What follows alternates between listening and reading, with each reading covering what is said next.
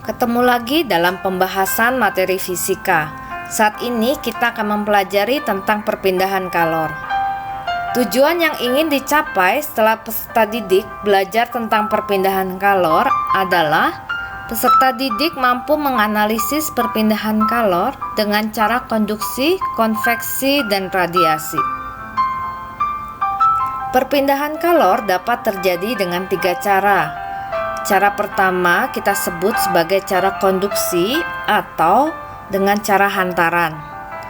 Cara kedua kita sebut sebagai cara konveksi atau disebut juga dengan cara aliran. Cara yang terakhir adalah perpindahan kalor dengan radiasi atau disebut juga dengan cara pancaran. Perhatikan gambar berikut ini di mana terdapat air yang sedang dipanaskan di dalam sebuah panci. Tentukan mana yang disebut sebagai perpindahan kalor konduksi, konveksi, dan radiasi.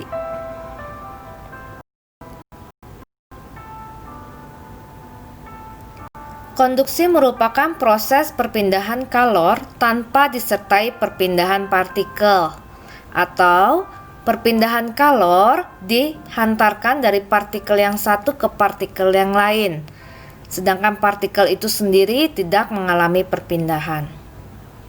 Setiap zat dapat mengantarkan kalor secara konduksi, tapi ada yang tergolong sebagai konduktor, ada yang tergolong sebagai isolator. Konduktor adalah penghantar panas yang baik, sedangkan isolator adalah penghantar panas yang kurang baik.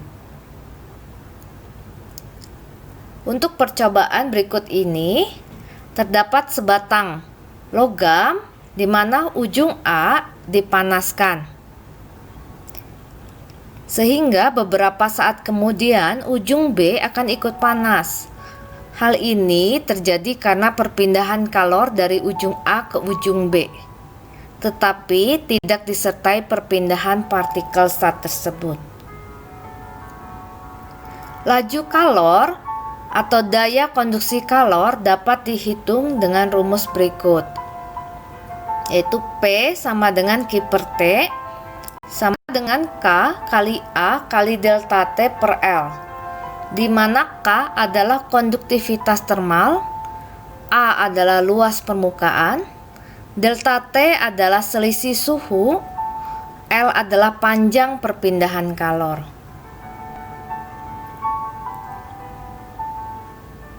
Jika terdapat 2 buah batang logam disambungkan, baik itu logamnya sejenis maupun berbeda jenis, maka berlaku laju konduksi kalor kedua batang adalah sama besar dan A kedua logam dianggap sama. Nah, misalkan ada logam A disambungkan dengan logam B. Ujung bebas logam A kita anggap T1, suhu ujung bebas logam B kita anggap T3. Nah, kita asumsikan T1 lebih kecil daripada T3. Maka berlaku Q per T logam A akan sama dengan Q per T logam B. Nah, delta T di sini, delta T logam A adalah perubahan suhu dari T1 ke T2 ya. Berarti delta T-nya adalah T2 dikurang T1 karena T2-nya lebih besar daripada T1. Sedangkan pada logam B, delta T-nya adalah T3 dikurang T2. Kita masuk ke contoh soal. Terdapat 2 buah batang, yaitu batang baja dan kuningan, memiliki luas penampang dan panjangnya sama. Salah satu ujung dihubungkan. Nah, satu ujung bebas dari baja memiliki suhu 250 derajat Celcius, sedangkan ujung bebas kuningan adalah 100 derajat Celcius. Koefisien konduktivitas baja dan koefisien konduktivitas kuningan adalah sebagai berikut. Nah, yang ditanyakan adalah suhu di titik hubung kedua benda, ya, kedua batang, yaitu T2-nya. Seperti diberitahu sebelumnya bahwa berlaku Ki per T kuningan akan sama dengan Ki per T baja. Ya, dimana tadi luas dan panjang kedua logam adalah sama sehingga bisa saling menghilangkan. Jadi tinggal K dikali delta T. K kuningan adalah 0,24. Delta T-nya adalah T2 dikurang 100. Sedangkan untuk baja adalah T3 yaitu 250 dikurang T2. Sehingga didapatkan suhu pada kedua logam ya, suhu di titik hubungnya adalah 150 derajat Celcius. Perpindahan kalor secara konveksi disebut juga sebagai proses perpindahan kalor yang dilakukan oleh pergerakan fluida akibat adanya perbedaan massa jenis.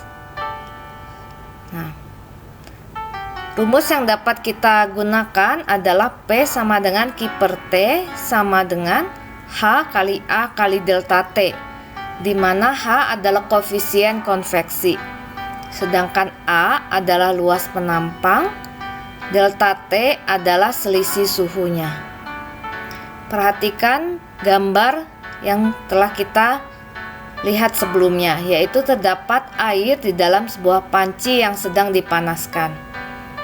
Yang termasuk proses perpindahan kalor secara konveksi adalah air itu sendiri. Air yang mempunyai suhu awal mula-mula dipanaskan bagian bawahnya, sehingga partikel air yang berada di bagian bawah akan lebih dulu panas dibandingkan dengan partikel yang di atas.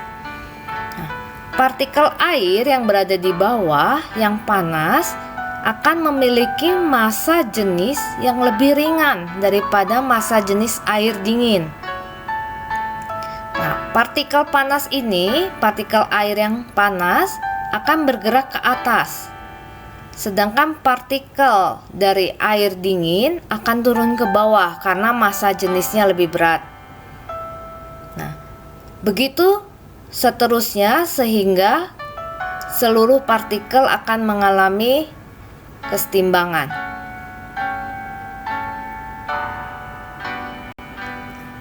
Perpindahan kalor yang terakhir adalah radiasi, yaitu proses perpindahan energi kalor dalam bentuk gelombang elektromagnetik.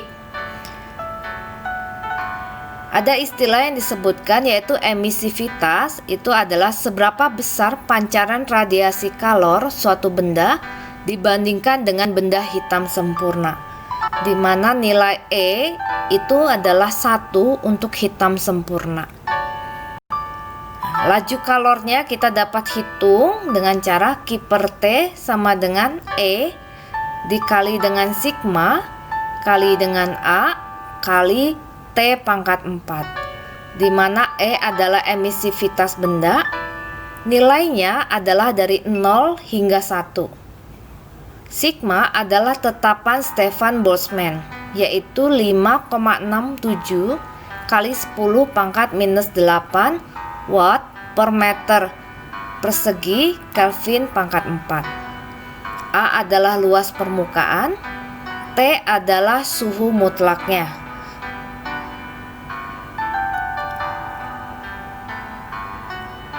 Sekian materi perpindahan panas.